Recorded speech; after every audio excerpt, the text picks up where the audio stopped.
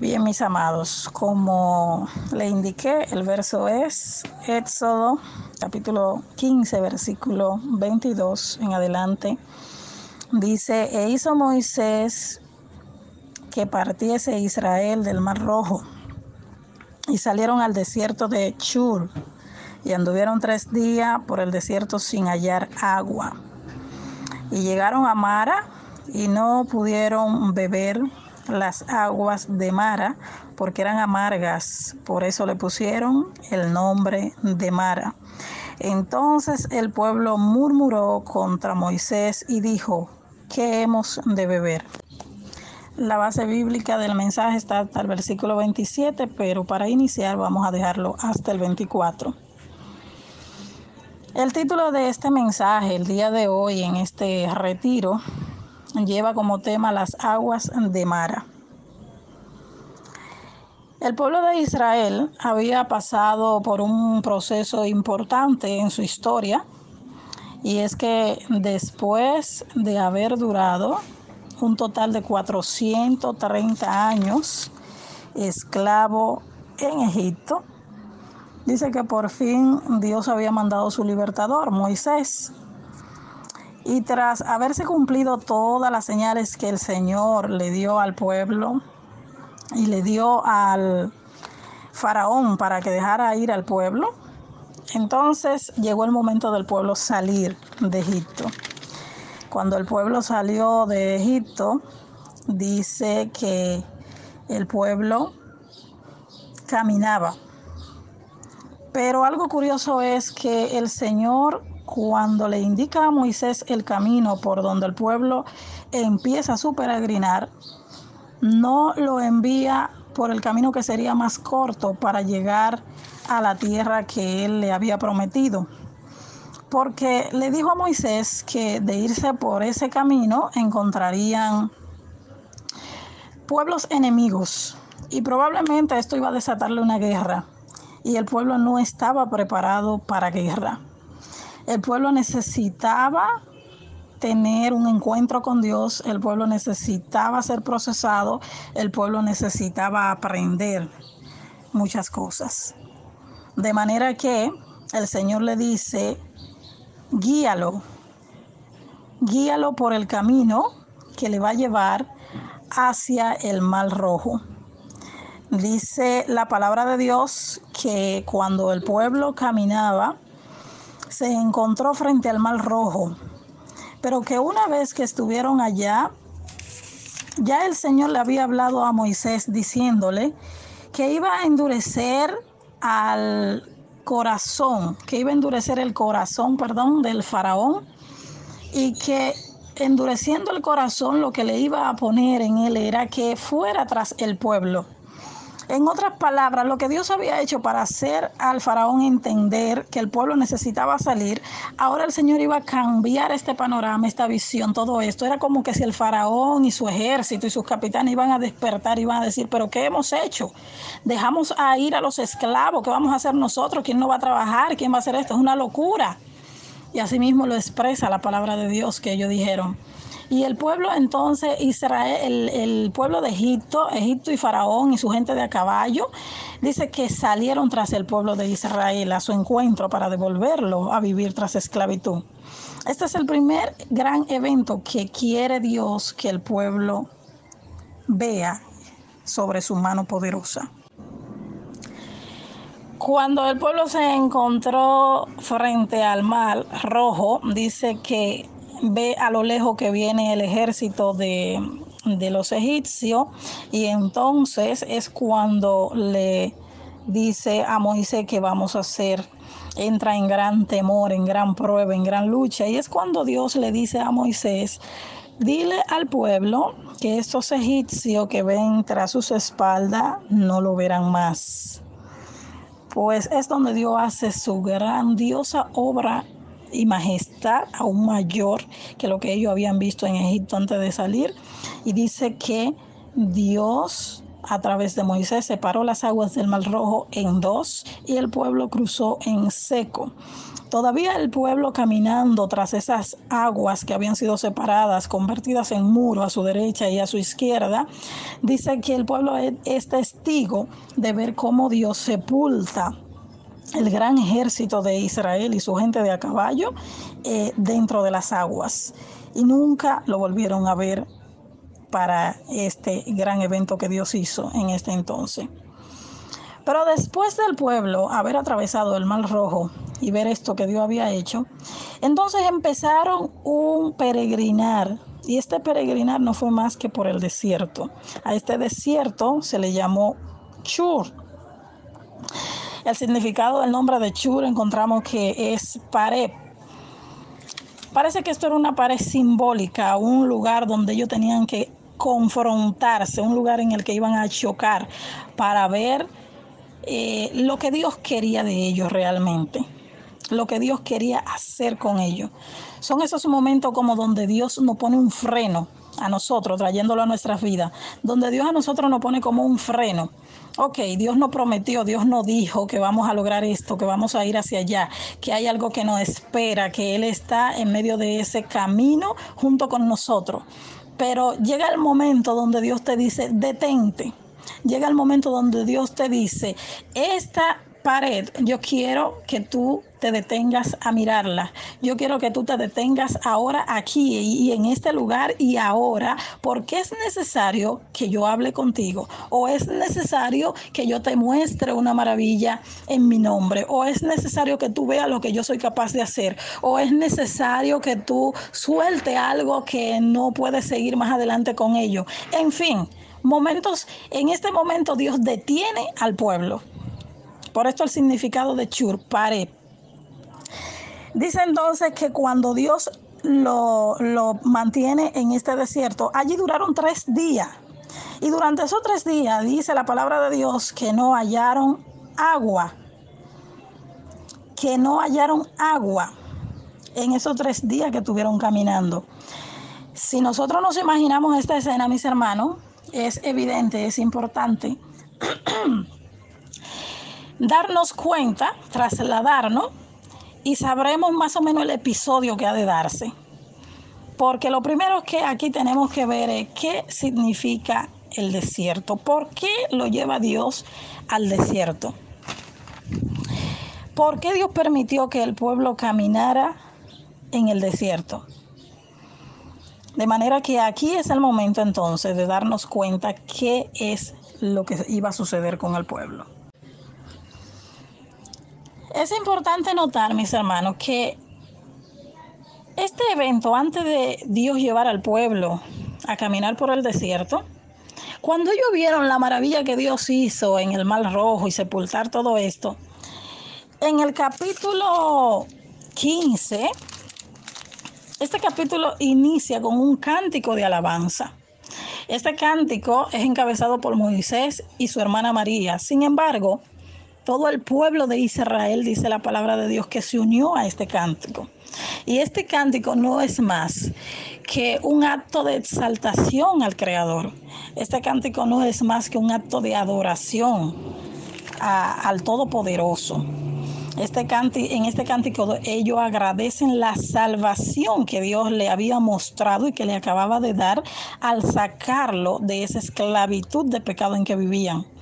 O sea, que muchas veces, y es casi algo normal de todo ser humano, que después de ver la mano de Dios obrar a favor de él, eleve una adoración al Señor, eleve un cántico de alabanza, que nosotros cuando vemos que Dios hace maravilla, gloria a Dios, Señor, tú eres poderoso, entendemos y aceptamos que nuestro Dios es grande. Lo mismo hizo el pueblo en este momento, todos se unieron en un canto de adoración. Pero al seguir el camino, como relataba en el verso anterior, en el audio anterior, dice que al seguir por el camino, entonces llegan al desierto. Desierto que todos sabemos que en el sentido espiritual, el desierto es sinónimo de proceso. El desierto es sinónimo de sequía. El desierto representa en la vida de toda persona un momento de prueba, un momento difícil, un momento de escasez, un momento donde no tenemos abundancia definitivamente, un momento donde no tenemos ningún estilo de placidez, sino que allí lo que hay es escasez, sequía, probablemente hasta hambre. Precisamente hemos trazado nuestro primer punto de enseñanza en esa necesidad que se da en el desierto. Este primer punto es necesidad de agua. Necesidad de agua. Entraron al desierto y para Israel este desierto significaba un lugar de transformación. Dios utilizó el desierto para empezar a poner en ellos lo que era necesario.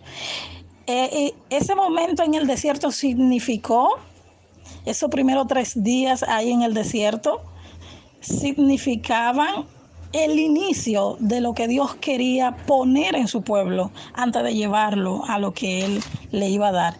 Era el inicio de un proceso. Probablemente el proceso no debió ser tan largo. Probablemente de haber cumplido la palabra que Dios establece en estos versos, en su inicio de proceso, quizás el proceso no se extiende por todos los años que duraron ellos en el desierto. Sin embargo, dice la palabra de Dios que en el momento que Dios le lleva al desierto, ellos sienten necesidad, sienten sed. El pueblo se ve en un momento de desesperanza, como le puede pasar a cualquier hermano. Momento en que tú, viste la gloria de Dios manifestada en tu vida, tú estás alabando y ya exaltado al Señor porque el Señor te ha fortalecido, el Señor te mostró esa victoria, te dio esa victoria, pero luego de ver esa victoria que el Señor te ha dado, entonces ahora empieza tú a sentir que hay algo que está fallando, empieza tú a ver que algo se te está levantando, empieza tú entonces a sentir que tu espíritu empieza a descaer y ahora lleva 3 días que no entiende lo que Dios está haciendo. Ahora el pueblo tiene 3 días lleno de fatiga, lleno de frustración, sin ver señal de esa tierra que Dios le prometió, sin ver señal de esa miel y esa leche que tanto añoraban. Tenían 3 días que ni miel, ni leche, ni agua. De manera que la cosa aquí se ha puesto difícil. Pero ¿era realmente lo que ellos esperaban?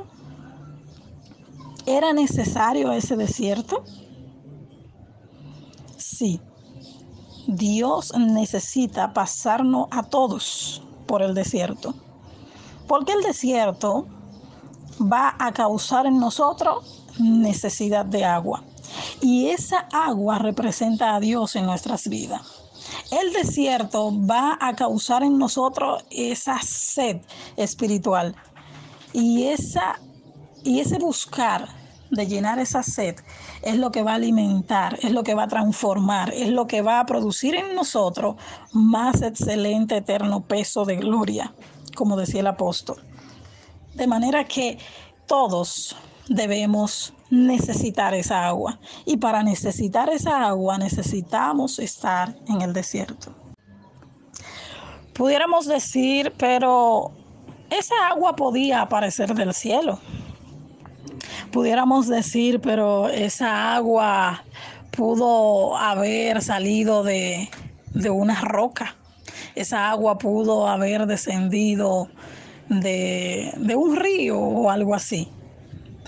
Sin embargo, es interesante notar, mis hermanos, que no. El agua apareció, aparentemente no un río, porque la Biblia no dice que de ahí fluyera nada. Sí, sencillamente dice que que hallaron agua en el desierto. Y en el desierto hay pocos cauces de agua. De manera que entendemos que esto debió de ser una especie de charco, una especie de espacio con esa agua ahí puesta por una agua que apareció, que cayó, que fluía de alguna parte, pero que no era un río. El punto es que no era un río. Y la segunda enseñanza la queremos basar ahí, con el título El agua de Mara. Aguas de Mara. Todos sabemos que Mara significa amargo. El pueblo le preguntó a Moisés en el versículo 24, ¿qué hemos de beber? Cuando el pueblo llega y encuentra esta agua, me imagino lo apresurado que habrán de lanzarse. Agua, encontramos agua. Cuando tú crees que hallaste la salida a ese problema por el que tú estás orando, en medio de tu desierto, en medio de lágrimas, en medio de tantas situaciones, y tú ves como una luz que brilla allá al final, y tú ves como esa persona, a veces esa sugerencia que llegan a tu vida, no, pero tú lo que debes de hacer es esto, tú lo que debes hacer es aquello. ¿Cuántas situaciones vivimos nosotros en medio de nuestro desierto, donde aparecen voces que nos dicen que suponen darnos la solución a lo que nosotros queremos, suponen darnos la solución al problema que estamos enfrentando? Sin embargo, lo que Dios nos presenta en el camino son las aguas de Mara. Las aguas de Mara, aguas amargas. Y qué bueno es darnos cuenta de que fue Dios que guió al pueblo hasta las aguas de Mara. Porque de no haber sido así, hoy nosotros diríamos no, porque es que esas amarguras que aparecen en nuestras vidas, esas cosas que llegan de repente que no entendemos, fue el diablo que la mandó. Fue el diablo que amargó el agua. Sin embargo, en este contexto bíblico, el Señor nos muestra de forma clara que Dios llevó al pueblo hasta las aguas de Mara, aguas amargas, porque era necesario que el pueblo entendiera la voluntad de Dios allí. Era necesario que el pueblo empezara a acatar un nuevo lineamiento para su vida. No era simplemente lo saqué de Egipto y lo voy a llevar a una tierra que fluye leche y miel y punto. No.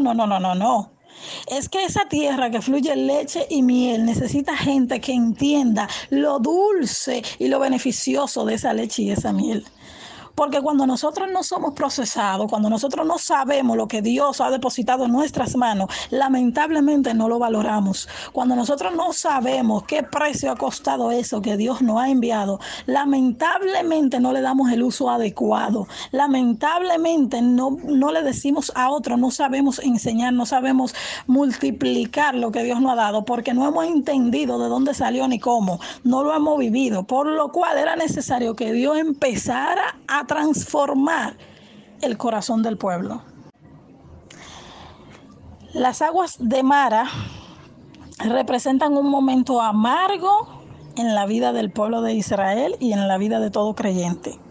Cuando nosotros utilizamos esta simbología y la extrapolamos ahora a nuestros tiempos, entonces podemos entender que cuando llegan momentos amargos a nuestras vidas, no necesariamente es el diablo que se ha metido, mis hermanos, sino que muchas veces Dios permite ese proceso que no parece tan dulce para transformar algo en nosotros. Las aguas de Mara pueden representar el lugar de prueba. Por lo tanto, usted va a encontrar en el versículo 25 que precisamente dice, allí los probó Dios. Cuando Dios no prueba, espera ver la reacción de sus hijos y a partir de allí transformarlo. Dios quería ver la primera reacción del pueblo una vez que salió de Egipto. Dios quería ver esta reacción. Las aguas de Mara pueden parecer un momento de tristeza, un problema, una enfermedad, cuando te encuentras luchando por sobrevivir. Las aguas de Mara pueden representar tantas cosas en nuestras vidas, mis hermanos, que solamente usted y yo al momento de vivirla es que podemos identificar. Pero es importante esta enseñanza de las aguas de Mara, porque es que nosotros como cristianos, vuelvo a referir lo que dije en la nota anterior, a veces nos confundimos y vivimos en una lucha constante. Vivimos con los guantes puestos de tal manera que hemos dicho y escuchado muchas veces de que a todo le llamamos malo y todo creemos que viene de parte del enemigo. todo creemos que viene de Él. Es cierto y no podemos negar que nuestra lucha no es contra carne ni sangre. Es cierto y no podemos negar que tenemos un enemigo que vive rugiendo como si él fuera un león. Es cierto que el enemigo anda detrás de las almas de aquellos que se descuidan. Todo eso es cierto, no podemos ignorarlo. Sin embargo, hace más de 2000 años fue demostrado en la cruz que había uno más fuerte hasta que la muerte. Bendito sea el nombre del Señor. Hace más de 2000 años fue demostrado en la cruz que no importa cuán fuerte se muestre el enemigo, hay uno que murió en la cruz y derramó una sangre preciosa y nos compró a nosotros a precio de esa sangre. Y dice la palabra de Dios que después de su muerte en la cruz bajó y arrebató al diablo la llave de la vida. De manera, mis hermanos, que si yo fui comprada a precio de sangre, si yo sé cuál es el valor que yo tengo y quién fue el que me compró, entonces yo entiendo que todo mi proceso de peregrinar y todo mi desierto está en las manos del Señor. Entonces yo entiendo y acepto claramente de que el Señor es que está trabajando lo que es necesario en mí. Que van a aparecer cosas donde el enemigo quizá quiera entrarse, sí, pero es más poderoso el que está conmigo que el que está contra mí. Y Él va a velar y va a cuidar por lo que está haciendo en mí. De manera que en ese momento y en el desierto, no hubo diablo que se apareciera. En ese momento, en el desierto, en esa agua amarga, en medio de esa tristeza, en medio de esa sequía, en medio de esa necesidad que el pueblo estaba viviendo, no estaba el diablo. En medio de esa necesidad estaba Dios. En medio de esa agua amarga, por dura que pareciera, era Dios quien estaba ahí con el pueblo. Era Dios quien le había puesto esa agua amarga en ese desierto. Era Dios quien estaba probando el corazón del pueblo, porque había una necesidad en ellos. El pueblo de Israel acababa de salir de 430 años de esclavitud. Oiga bien esto. Un pueblo que arrastraba en su historia y en su memoria el abuso y la necesidad de vivir bajo la opresión de un gobierno que no lo quería más que para otra cosa que le sirviera, que hiciera cuantas cosas a ellos se le antojaran. Y según relata la palabra de Dios, lo maltrataba. De tal manera que usted sabe que Moisés, antes de saber que él era hebreo, se vio tan impulsado por ver el maltrato que los hebreos recibían, que él mismo mató a un egipcio. De manera que esto no demuestra que el pueblo estaba subyugado, que el pueblo estaba oprimido. Y estamos viendo en este momento a un pueblo que acaba de darle la espalda a toda esa opresión, pero que su mente no fueron borradas. Tomemos esto en cuenta, mis amados. Nosotros venimos a los caminos del Señor y es cierto que Dios nos ha perdonado. Y como Él nos perdonó, nos manda a nosotros a que perdonemos, porque debemos dar por gracia lo que hemos recibido. Pero ¿cuántos de nosotros venimos del pasado, venimos de ese mundo con una carga extremadamente grande? ¿Cuántos de nosotros traemos, bendito sea el Señor, de ese mundo cosas que solamente Dios y usted la conocen? ¿Cuántos de nosotros traemos con nosotros amargura, bendito sea el Señor, que solamente Dios sabe que están ahí? Que a veces usted mismo no quiere reconocer que esas amarguras se encuentran guardadas en algún espacio de su corazón. A veces nosotros mismos no queremos reconocer que hay algo que nosotros hemos escondido ahí, lo hemos disfrazado de que somos una criatura transformada, así que ya no necesitamos ir donde esa persona ni perdonar ni nada. No, porque yo lo he perdonado, porque en mi corazón no hay nada guardado, pero tu memoria no ha olvidado. Y es imposible de que la olvide literalmente, porque la memoria es un baúl de recuerdos. Es imposible que se borre. Eso está ahí. Ahora, el efecto que debe producir el Espíritu de Dios en tu vida es que al recordarlo, al volver a tu memoria ese episodio por cualquier situación que tú vivas en tu caminar en esta tierra, esto no te produzca dolor, esto no te produzca rencor, esto no te produzca nada adverso a la obra que Dios ya ha empezado y está haciendo en ti. Entonces estamos claros de que tu memoria guarda eso. Ahora, ¿qué produce eso en tu corazón? Es lo que Dios quiere. ¿Qué produce eso en tu corazón? Pues estamos viendo a un pueblo que traía en su corazón todo este odio, toda esta amargura, todo lo que había vivido allá. Y las aguas de Mara pueden representar también esa amargura. Las aguas de Mara pudieran muy bien representar lo que el pueblo traía consigo. Y era necesario que allí ocurriera una transformación. Era necesario que allí ocurriera un milagro. Era necesario que todo lo que había en ellos se transformara. Era necesario que Dios estableciera un nuevo lineamiento que marcara un cambio en la vida de los hebreos, que marcara un cambio en la vida del pueblo de Israel. De manera que nosotros vamos a encontrar que en el versículo 25, cuando ellos le preguntan a Moisés qué hemos de beber, hay una reacción que hizo Moisés. Dice la Biblia que Moisés clamó a Jehová. Moisés clamó a Jehová. Pudiéramos decir, hermano, que la actitud del pueblo de Israel representa al hombre natural, al hombre común. Porque la actitud del pueblo de Israel fue murmurar, quejarse, dudar, amargarse. Esa es la actitud que representa el pueblo de Israel. Volvemos atrás y vemos en el versículo 23 que claramente dice: y llegaron a Mara y no pudieron beber las aguas de Mara porque eran amargas. Por eso le pusieron el nombre de Mara.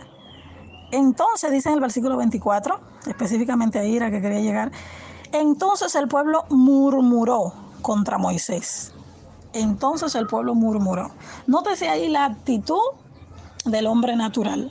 Nótese ahí la actitud de un hombre que, a pesar de haber visto, óigame bien, a pesar de acabar de ver una obra extraordinaria, óigame, usted sabe lo que es ver el mar, esa majestuosidad, dividirse en dos y usted caminar por el medio en seco y que su enemigo quede sepultado, y a pesar de ver esta gran maravilla, dice que cuando no pudo beber de esa agüita amarga que encontró ahí, dice que empezó a murmurar. La palabra murmuración, mis hermanos, encierra todo lo que su mente ahora mismo pueda imaginar. Cada uno es de forma distinta, ¿verdad? Usted y yo no fuimos criados en la misma casa ni de la misma forma. A mí me enseñaron, yo me hice una adulta sin por mi boca proferir nunca una palabra descompuesta, un San Antonio, como decían los viejos, porque mi mamá me decía que el día que me oyera me rompía la boca, aunque ella lo dijera, yo no lo podía decir. Ahora bien, eso fui yo. Pero dentro de mis hermanos había algunos que no lo decían delante de mi mamá, pero lo decían fuera. ¿Qué quiere decir esto? Que si usted se pone a pensar en la diversidad de las personalidades que habían dentro de este gran pueblo de Israel, imagínese la cantidad de cosas que representan estas murmuraciones, la cantidad de cosas que habrían dicho esta gente cuando quisieron, lleno de sed y de necesidad de agua, beber, y el agua que prueban es amarga. De manera que esta gente en este momento representa un hombre común. Es importante, mis amados, que nosotros no nos posicionemos en el nivel del hombre común. Que ante las situaciones que llegan a nuestras vidas, cuando a veces no entendemos si es una prueba o una tentación, que ante las situaciones de dificultad que nosotros tenemos que atravesar, nosotros sepamos qué somos delante de Dios. ¿Somos un hombre común que no entiende las cosas espirituales? ¿O somos un hombre espiritual? ¿Qué somos nosotros? Todo va a depender de la manera en que tomemos las cosas. Y es bueno que esto nos confronte. Es bueno que esto nos lleve ahora mismo a analizar, a pensar. ¿Qué somos delante de Dios? ¿Cómo tomamos nosotros las cosas que llegan a nuestras vidas? ¿Actuamos por impulso y empezamos a proferir cosas por la boca que no edifican ni a nosotros mismos ni a los que escuchan? ¿Tomamos decisiones y acciones que pueden dar mal ejemplo a todo aquel que la observa? ¿Tomamos decisiones que luego nos estamos arrepintiendo y tenemos que ir a pedir perdón? Oiga bien esto, no es malo pedir perdón, porque el que se humilla y se aparta, pues el Señor lo alcanza con su misericordia, eso lo tenemos claro. Pero es mejor aquel que toma la postura y la posición correcta de siervo de Dios, que crece en el nivel espiritual que Dios quiere que nosotros alcancemos y que por tanto frena su boca en el momento adecuado y guarda su mente y corazón bajo el temor de Jehová, de tal manera que pocas veces tenga que ir a pedir perdón, que pocas veces cometa las fallas de los impulsos que gobiernan nuestra humanidad. De manera que la posición aquí del pueblo de Israel fue la de un hombre común. Pero por otro lado, entonces vamos a ver la posición del hombre espiritual ante las aguas de Mara. Y la posición de un hombre espiritual es un hombre de Dios. Y un hombre de Dios es aquel que sabe quién lo llamó, quién lo envió y para qué lo envió. Vuelvo a repetirle. La posición de un hombre y una mujer espiritual es la posición de una mujer y un hombre de Dios que sabe quién lo llamó, quién lo envió y para qué lo envió.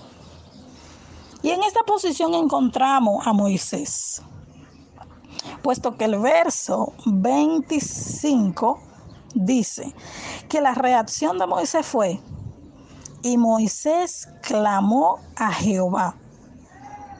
Con esta palabra nosotros podemos entender claramente la posición de un hombre espiritual. Mientras yo estudiaba estas líneas de estos versos, vino claramente a mi mente, óyeme, pero qué cosa, porque bien pudo Moisés, inmediatamente el pueblo gritó y empezó a amargarse, a murmurar y a decir cuantas cosas, decir vamos a seguir caminando, que a lo mejor en 1 kilómetro más o medio kilómetro, un par de metros encontramos otro charco de agua, encontramos otra fuente de agua, Bien pudo Moisés inmediatamente reaccionar ante la murmuración de este pueblo. Sin embargo, en este momento la posición de Moisés fue claramente la del hombre de Dios. La posición que Dios nos llama a nosotros a tener. Porque si sabemos que Dios fue quien nos envió, si estamos claros que lo que tenemos nos lo dio Dios, si estamos claros que lo que nosotros manejamos, que lo que nosotros estamos administrando fue Dios que lo depositó en nuestras manos, entonces, ante la dificultad que aparezca en medio del proceso, no podemos reaccionar de manera contraria y blasfemar contra el que nos llamó y nos dio eso, de ninguna manera. Estos son los momentos donde entonces no se entiende por qué razón. Al momento de tomar una decisión decimos, sí, Dios me dijo que vaya, sí, Dios me dijo que haga, sí, Dios me dijo que me case, sí, Dios me dijo que me comprometa, sí, Dios me dijo que compre, Dios me dijo que venda, Dios me dijo que haga aquello. Pero cuando luego las cosas se tornan contrarias, cuando luego en medio del proceso encontramos el agua amarga, que pudieran estos ejemplos que acabo de dar, cuando ese esposo se voltea, cuando ese esposo empieza a reaccionar de manera contraria, a oponerse a las cosas que nosotros queremos, entonces ahí decimos, este hombre del diablo. Ahí entonces nos enfrascamos en discusiones que no producen nada bueno.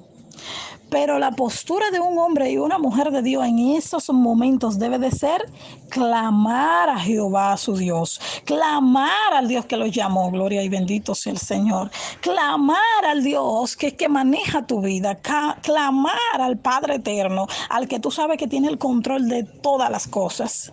De manera que en este momento Moisés no obvió ni olvidó para nada que Dios sí lo había llamado a él. Y en ese instante dice que clamó a Jehová, por lo cual Jehová inmediatamente le da respuesta. ¿Por qué Dios le da respuesta? Porque Dios tenía un propósito. La razón por la que Dios le permitió llegar al charquito, aquel del que estamos hablando, las aguas de Mara, no fue una casualidad, mis hermanos. Había un propósito en ese lugar. Y precisamente este es el tercer y último punto de enseñanza que hemos encontrado a través de estos versos en este mensaje. Propósito de las aguas de Mara, versículo 25 al 27. El propósito de las aguas de Mara. En el versículo 25 dice, luego de que Moisés clama a Jehová, dice, y Jehová le mostró un árbol y lo echó en las aguas, y las aguas se endulzaron. Y allí le dio estatutos y ordenanza, y allí los probó. Básicamente tomamos la palabra allí los probó, que es la parte final del versículo 25. ¿Qué quiere decir esto? Jehová buscó probar al pueblo. ¿Qué quería Dios con esta prueba? ¿Qué quería Dios hacer? Dios le dio instrucciones a Moisés de tal forma que las aguas se endulzaron. Número 1, Dios le dice, mira, aquella rama que está allí, aquel árbol, córtalo y échalo en las aguas. Tenía que ser precisamente ese árbol, tenía que ser ese método. No podía Moisés agarrar la vara esa con la que mismo dice que oró cuando el mar se abrió y sencillamente hay muchas interpretaciones que se le da a esta parte del árbol, pero no queremos basarnos directamente en el instrumento, en el objeto que entró en el agua, sino en lo que produjo el objeto que entró en el agua. Hay algunos eruditos, investigadores, exégetas de estos de la Biblia que han interpretado el árbol como el simbolismo del madero y Jesús en la cruz, por lo cual Él, al morir por nuestros pecados, endulzó nuestras vidas, cambió toda la trayectoria y todo lo que estaba escrito para nosotros. Es muy probable porque tiene mucha simbología. Sin embargo, aquí hay un punto importante, que es que después que las aguas se endulzaron, donde esta gente pudo beber y saciar su sed, ¿verdad? Es lo primero. Inmediatamente el agua se endulza. Imagínese usted esta gente con esta necesidad, que era lo que iba a hacer. Yo me lo imagino a todos ahí. Dame a mí, pasa agua para acá. Los que no podían alcanzar estar al frente de donde estaba el agua. Yo me imagino el regocijo, la alegría y el sosiego para saciar esta sed. De manera que esto representa en primer punto lo bueno que es cuando Dios quita de nosotros la amargura. Lo bueno que es cuando nosotros clamamos a Dios y recibimos respuesta de Dios. Es muy distinto cuando la tomamos nosotros, porque cuando la tomamos nosotros podemos encontrar quizá una solución, pero en medio de esa búsqueda de esa solución quizá pasamos por momentos todavía más difíciles, y la búsqueda de esa solución también puede ser muy larga y muy amplia, porque es que nuestros pensamientos no son los pensamientos de Dios, y por lo cual es más importante obedecer a Dios antes que a los hombres, y por lo cual es importante que Dios sea quien nos dé la respuesta a lo que andamos buscando, porque el tiempo de Él es el preciso, el tiempo de Él es el importante, el tiempo de Él es el que realmente nos va a dar la solución al problema, no la pomada, el ungüento en el momento del dolor, no. El tiempo de Él y la respuesta de Él es la solución de raíz al mal y la amargura que esté dañando el propósito. De manera, mis hermanos, que Dios utiliza un objeto, le dice al siervo de Dios que introduzca ese árbol y las aguas son cambiadas, son endulzadas. Entendemos entonces que el primer propósito que Dios, por lo que Dios hace esto es: quiero cambiar tu corazón. Quiero que borre la amargura que trae de allá de Egipto. Quiero que perdones. Quiero que cambies. Quiero que entienda que por duro que sea el camino, yo soy tu sanador. En otras palabras, endulzar el agua de Mara pudiera significar, pudiera decirse, sanación. Se sanaron las aguas. Unas aguas que eran amargas ahora son dulces. Por tanto, Dios al pueblo le está, en otras palabras, diciendo, y hoy a nosotros lo que podemos extrapolar esta enseñanza es que Dios es nuestro sanador. Que así como las aguas Dios fue capaz de endulzarla, utilizando el objeto que quiera, eso es un asunto de Dios, utilizando la manera que Él quiera, pero el propósito es el mismo. Dios quiere cambiar lo que sea que en nosotros nos está causando daño, lo que sea que en nosotros nosotros nos está amargando, lo que sea que podamos estar arrastrando del pasado, para Dios poder transformarnos a plenitud. Óigame bien, para poder llegar al punto final, que es el que le quiero hablar más adelante, es necesario que nuestras vidas sean endulzadas. Es necesario que nuestro pasado sea borrado en el punto de ese dolor que nos produce. Es necesario que perdonemos. Es necesario que dejemos atrás todo lo que nos hace daño. Es necesario que seamos sanados. Ese es el punto básico, que seamos sanados. La manera en que Él lo haga no importa. Me daba mucha satisfacción y me edificaba una palabra que escuché sobre alguien dándole interpretación al verso de Juan. Es el verso de Juan 9:6, donde el Señor utiliza lodo para sanar a aquel ciego. Quizá usted lo recuerda.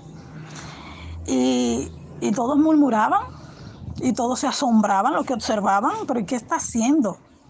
Echar saliva en la tierra, volverla lodo. ¡Qué asquerosidad! Me imagino que pudieron haber pensado lo que observaban.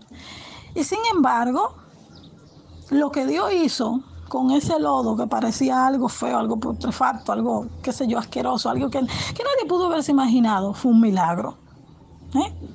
De manera que esto no quiere decir que la manera en que Dios lo haga no es lo importante, sino el fin.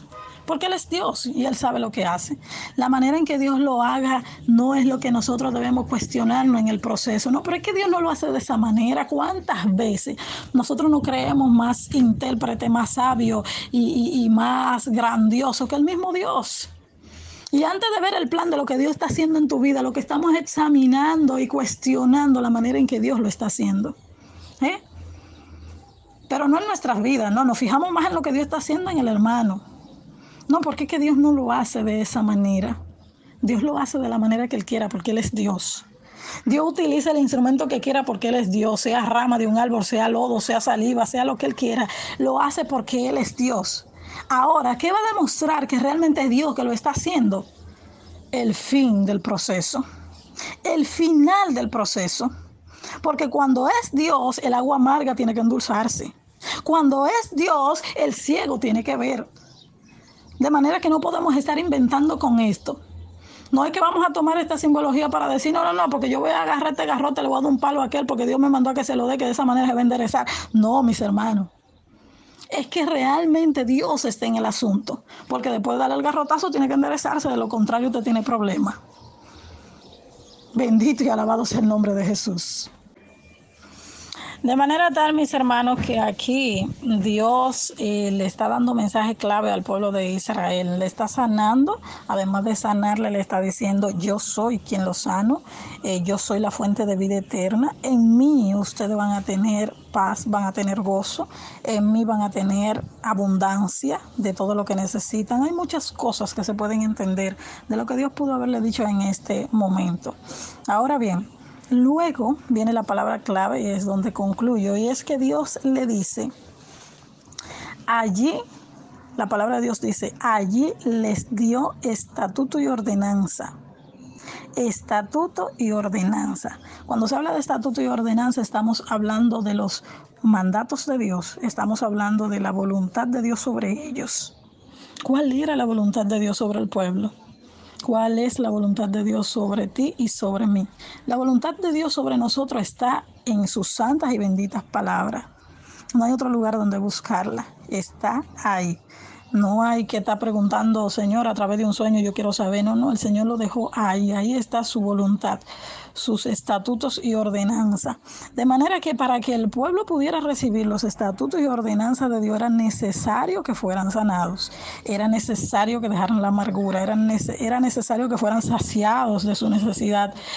Entonces, en este proceso que Dios le lleva allí, Dios le dice, Dios hace toda esta serie de eventos. Primero ver su necesidad, depender de Él y Él utilizar el instrumento que Él le plazca, pero darte la solución a lo que tú andas buscando para que tu corazón esté preparado para recibir lo que Dios quiere que tú hagas. Sus estatutos y ordenanzas. Allí Dios empieza a hacer pacto con Israel, porque conocer los estatutos y ordenanzas de Dios, hacer pacto con Él. Cuando nosotros vinimos a los caminos del Señor y nuestros ojos se abrieron a la luz de Cristo, nuestros ojos se abrieron y pudieron entender el mandato de Dios sobre nuestras vidas, cosas que antes escuchábamos quizá de otras personas, cosas que tanto a veces nos decían, tal cosa muchacho es malo, tal cosa es pecado, pero eso no entraba por un oído y no salía por el otro. Sin embargo, cuando venimos a los pies del Señor, que de nuestras vidas es quitada toda esa ceguera espiritual, es entonces cuando leemos la palabra de Dios, sus estatutos, sus ordenanzas, y ellas redargullen hasta lo más profundo de nuestros corazones, de nuestros huesos, y se impregnan allí de tal manera que no importa dónde vayamos, no importa dónde nos encontremos y no importa lo que pasemos, esa palabra retumba dentro de nuestros corazones, esa palabra retumba dentro de nuestros oídos y decimos, ¿cómo hemos de fallarle? ¿Cómo he de pecar yo contra aquel que me ha dado tanta libertad? Contra aquel que me ha sanado, contra aquel que me sacó de esclavitud, contra aquel que me sacó de Egipto, contra aquel que me ha prometido que he de llegar a donde fluye leche y miel. Bendito y alabado sea el nombre de Jesús. De manera que el Señor le dice en el versículo 26, si oyeres atentamente la voz de Jehová tu Dios e hicieres lo recto delante de sus ojos y dieres oídos a sus mandamientos y guardares todos sus estatutos, ninguna enfermedad de la que envié a los egipcios te enviaré a ti, porque yo soy Jehová tu sanador. Esto fue una promesa, un pacto terrible que Dios hizo con el pueblo. Dios primero, óigame bien el proceso que Dios utilizó. Lo primero que Dios hace es mostrarle su gloria. Es como decirte, yo no te estoy diciendo algo simplemente de palabras, simplemente de oída. No. Yo te acabo de mostrar que yo soy capaz de sanar y cambiar lo que está mal. Yo te estoy mostrando que yo soy capaz de saciar tu necesidad, que yo soy capaz de llenar en tu ser lo que hace falta y de cambiar las cosas que parecen imposibles por posible. Eso es lo que Dios le está diciendo en otra palabra. Bendito y alabado sea el nombre del Señor. Y entonces ahora le dice, si oyeres mi voz atentamente, óyeme bien, esto que yo te estoy diciendo, estos estatutos que yo he ordenado sobre tu vida, si hiciera de lo recto delante de mis ojos, delante de sus ojos, y dieres oído a sus mandamientos y lo guardare todos sus estatutos, ninguna enfermedad, nada de lo que yo envié a los egipcios enviaré sobre ti, porque yo soy Jehová tu sanador. Yo soy Jehová tu proveedor. Yo soy Jehová el que te va a dar lo que tú necesites en el momento que lo necesites. Yo soy Jehová, le dice el Señor. Y el Señor lo está diciendo hoy.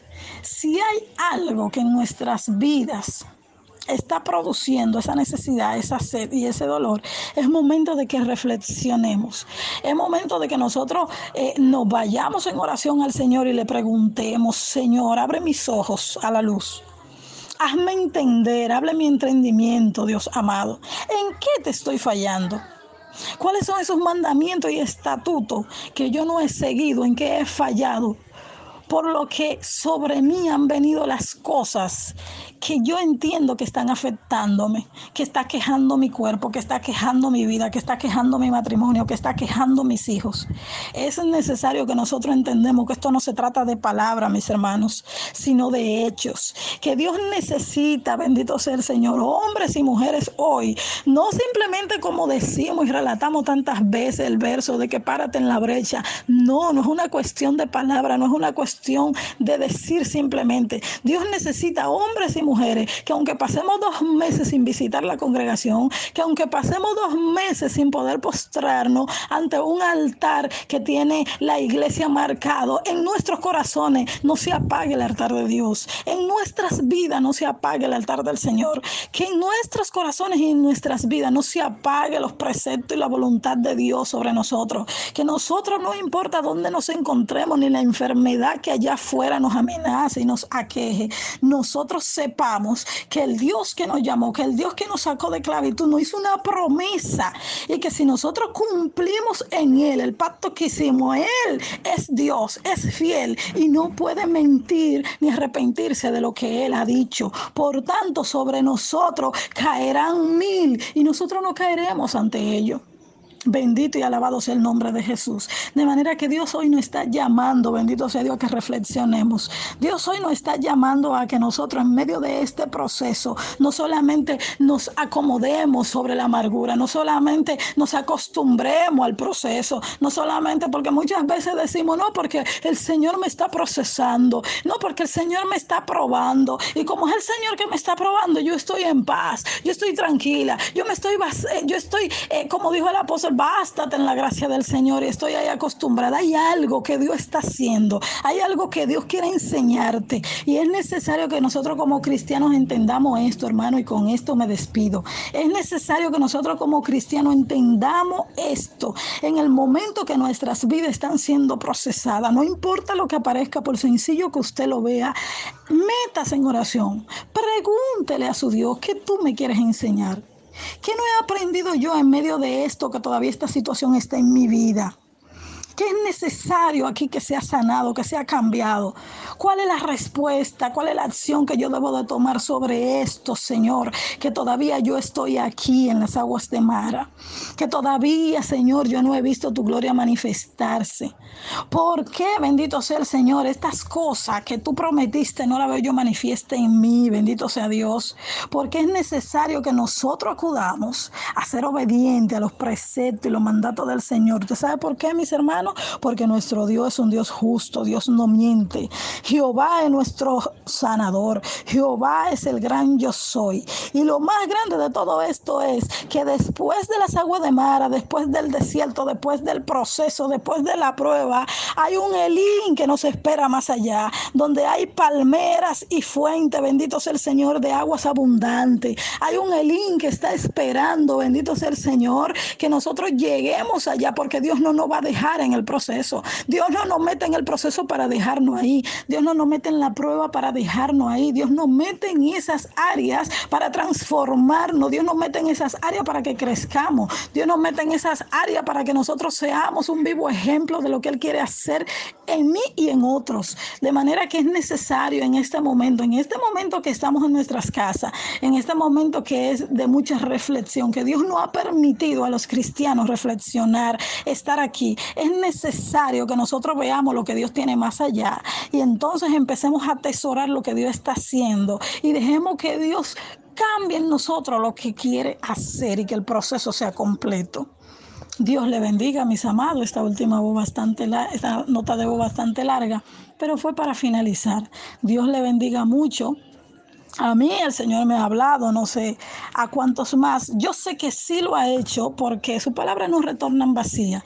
Y yo espero en el Señor, no solo que en este momento usted quizás se haya sentido, wow, gozoso, o esto o aquello, no, sino que podamos ver y palpar el fruto de las transformaciones que producen la palabra de Dios en la vida de los cristianos.